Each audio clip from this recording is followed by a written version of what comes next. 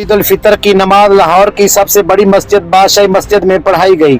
नमाज ईद की इमामत बादशाही मस्जिद के इमाम मौलाना अब्दुल खैर आज़ाद ने की।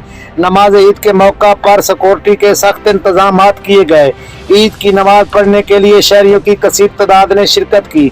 सोशल डिस्टेंस को भी मद्देनजर रखा गया और 3 फुट के फासले पर हर नमाजी ने ईद उल फितर की नमाज पढ़ी, जबकि मस्जिद के गेट पर सैनिटाइजर बॉक्स भी लगाए गए और हर आने वाले शहरी के दरमियान 3 फुट का फासला बरकरार रखा गया।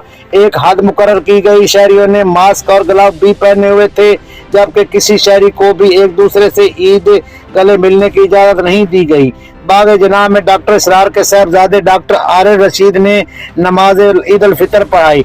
वहाँ पर भी शहरियों की बड़ी तादाद ने शिरकत की, जबकि इसके अलावा लाहौर में काफ़ी मकामात पर ईद उल फितर की नमाज पढ़ाई गई।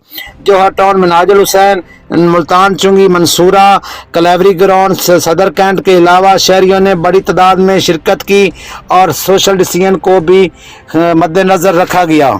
कैमरामैन टीम के साथ सैयद हादी हुसैन शराजी, सिटी 1 न्यूज़ लाहौर।